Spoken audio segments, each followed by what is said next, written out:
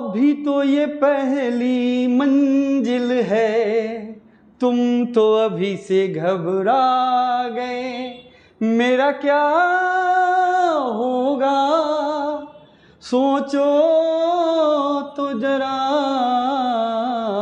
Welcome to KN commerce classes.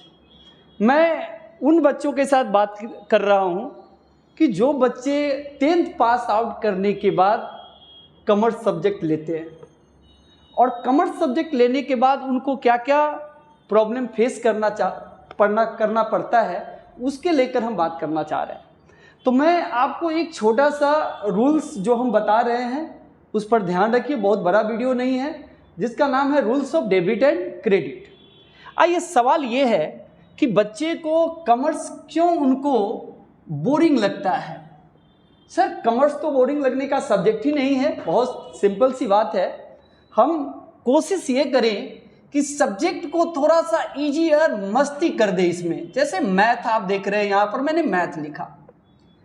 दूसरा आपके सामने है अकाउंटेंसी, जो हम लोग पढ़ने वाले हैं। हमारा ये सब्जेक्ट है अकाउंटेंसी।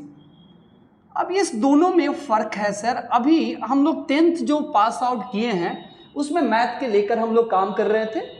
अभी अकाउंटेंसी मेरे लिए बहुत न्यू सब्जेक्ट है, लेकिन इस न्यू सब्जेक्ट को मैं एकदम सिंपल बना देना चाहता हूँ आपको। देखो, मैथ में एक साइन है प्लस माइनस। ये साइन सभी बच्चे को और सभी लोग को पता है। ये साइन बहुत इंपॉर्टेंट साइन है मैथ के लिए, लेकिन इस साइन के लिए कोई मैथमेटिशियन बनने की जरूरी नहीं है। लेकिन अकाउंटेंसी में कौन सा साइन है जो सबसे इंपॉर्टेंट बात होता है? डेबिट और क्रेडिट, ये सबसे इंपॉर्टेंट साइन है। बच्चे को ये समझना चाहिए। अब हम उन बच्चे से बात कर रहा हूँ जिसका कॉन्सेप्ट डेबिट एंड क्रेडिट के ऊपर होगा। कैसे वो डेबिट एंड क्रेडिट को इजी वे में समझेंगे, ट्राई टू अंडरस्टैंड, समझने की कोशिश कीजिएगा।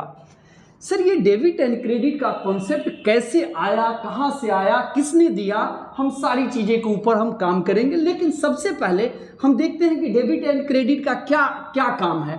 सर, आप बैंकिंग सेक्टर में देखते हैं कि जब पैसा डिपॉजिट करते हैं तो आपका पैसा बैंक में जाकर वो क्रेडिट हो जाता है। क्या होता है? क्रेडिट। वही पैसा जब हम आपको बैंक से निकालते हैं, विड्रॉल करते हैं, तो वो पैसा डेबिट हो जाता है। और अब हम कहते हैं कि अभी भी मेरे बैंक में हमारा बैलेंस कितना है, तो हम 5,000 रुपया बैलेंस बताते हैं। ये हमारा अकाउंटेंसी बताता है कि अकाउंटेंसी में सबसे इम्पॉर्टेंट है। अगर आपको डेबिट एंड क्रेडिट नहीं रहेगा सही, अगर उसके ऊपर आपका फोकस नहीं है, तो आप पूरी अकाउंटेंसी को सही तरीके से नहीं पढ़ पाइएगा।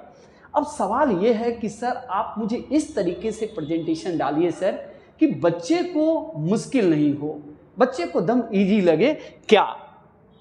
तो सर, ये डेबिट एंड क्रेडिट किसी ने बनाया है, किसी ने कॉन्सेप्ट रखा। वो कौन था? सर, वो था father of accounting, sir Luca Pacioli. इसी ने सबसे पहले डबल एंट्री सिस्टम का कॉन्सेप्ट रखा।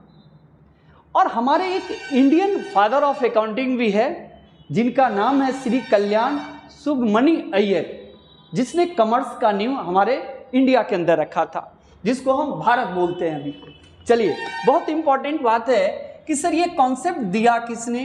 तो सर, ये कॉन्सेप्ट जो दिया डेबिट एंड क्रेडिट का, जिसका नाम है the father of accounting, the father of accounting, the father of accounting, sir Luca Pacioli, sir Luca Pacioli, sir Luca Pacioli. फिर से बोलेंगे, द फादर ऑफ अकाउंटिंग कौन है? सर लुका पैसियोली, जिसने अकाउंटिंग का कॉन्सेप्ट सबसे पहले रखा।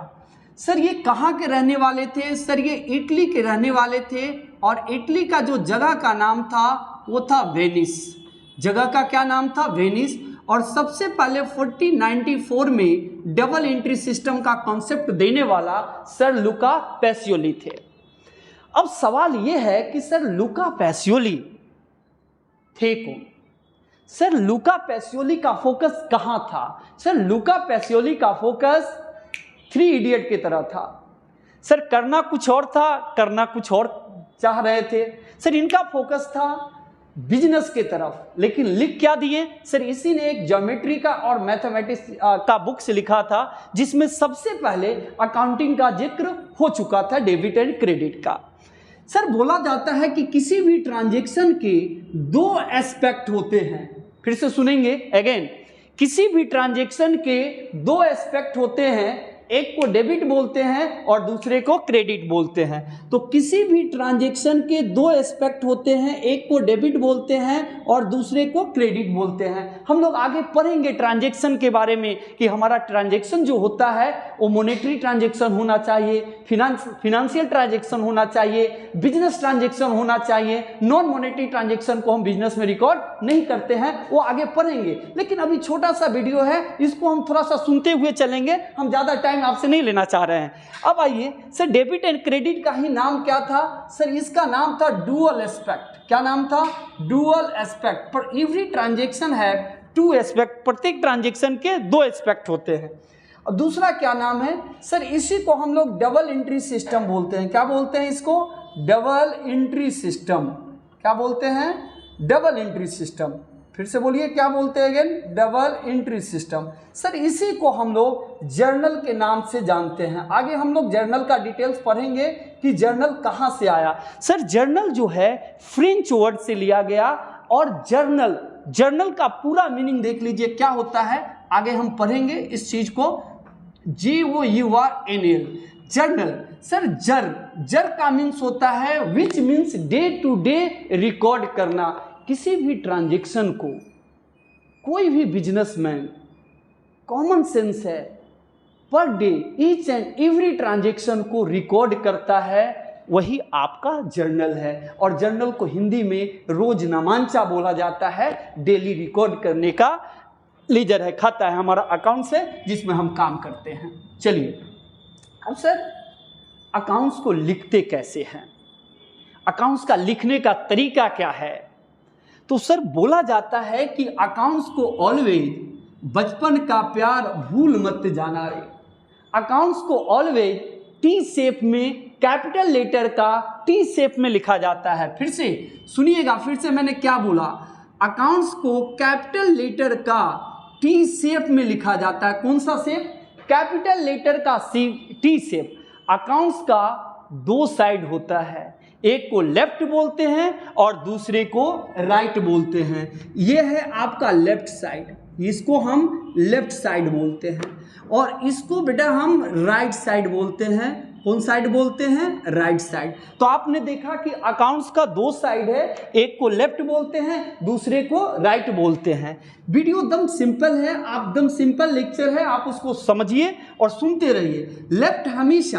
लेफ्ट के घर में हमेशा हम डॉग को बैठाते हैं। किसको बैठाते हैं? लेफ्ट को, डॉग को। डॉग को प्यार से डेबिट बोलते हैं, डॉग को प्यार से डेबिट बोलते हैं, और डेबिट को शॉर्ट फॉर्म में डॉक्टर लिखते हैं, DR लिखते हैं। अब राइट साइड क्या होगा? राइट साइड में ऑलवेज हमारा कैट आता है, कैट को प्यार से हम क्रेडिट बोलते हैं, और क्रेडिट को शॉर्ट फॉर्म में CR लिखते हैं। अब देखा कि आपने अकाउंट्स को टी शेप में मैंने लिखा, बहुत सिंपल सी बात है। लेफ्ट साइड में बेटा डेबिट आता है और राइट साइड में क्रेडिट आता है। फिर से सुनिए, लेफ्ट में डेबिट, राइट में क्रेडिट। अब देखो, लेफ्ट हमेशा डेबिट में आता है, इसको मैंने लिख दिया, और राइट हमेशा मेरा क्रेडिट में आता है, राइट हमेशा क्रेडिट में आता है। सवाल ये है कि डेबिट वर्ड आया कहाँ से, कैसे डेबिट वर्ड आया? Sir debit word Italian word से लिया गया। किस वर्ड से? और आपको मैं बता दूं कि सबसे पहले द फादर ऑफ अकाउंटिंग जो सर लुका पैसियोली थे, वो इटालियन भाषा में ही अकाउंटिंग को सबसे पहले लिखे थे। सर डेबिट वर्ड जो है, ये डेबिट वर्ड डेबिटो वर्ड से बना। किस वर्ड से बना? डेबिटो वर्ड से, जिसको हम इटालियन वर्ड बोलते हैं। इटालियन वर्ड से लिया गया। किस वर्ड से लिया गया? इटालियन वर्ड से। अब सवाल ये है कि सर डेबिटम जो है वो किस वर्ड से बना? सर ये डेबिटम जो है लैटिन वर्ड से तैयार हुआ। किस वर्ड से तैयार हुआ? लैटिन वर्ड से। डेबिटम, फिर से सुनिएगा, डेबिटम। तो सर आपने देखा कि इंग्लिश में डेबिट बोलते हैं, इटालियन में डेबिटो बोलते हैं और लैटिन में डेबिटम बोलते हैं। उसी तरीके से राइट जो है ये किस वर्ड से लिया गया? सर राइट जो है क्रेडिटो वर्ड से लिया गया। किस वर्ड से लिया गया? क्रेडिटो वर्ड से, मतलब सर इटालियन वर्ड से लिया गया। लैटिन में क्या बोलते हैं? सर लैटिन में इसको क्रेडर बोलते हैं। लैटिन में क्या बोलते हैं? क्रेडर। लैटिन में क्या बोलते हैं? क्रेडर। एक बार फिर से अगेन छोटा सा बात, सर अकाउंट्स को किस शेप में लिखा जाता है? अकाउंट्स ऑलवेज टी शेप में लिखा जाता है। लेफ्ट साइड में क्या होगा? लेफ्ट साइड में डेबिट होगा। राइट साइड में क्या होगा? राइट साइड में क्रेडिट होगा। डेबिट वर्ड कहाँ से बना? डेबिटो से बना। क्रेडिट वर्ड कहाँ से बना? क्रेडिटो से बना। लैटिन में क्या बोलते हैं? डेबिटम बोलते हैं। और क्रेडिट को लैटिन में क्या बोलते हैं? क्रेडर बोलते हैं। ये सबसे इंपॉर्टेंट चीज है, आप इस चीज को ध्यान रखिएगा। Thank you very much.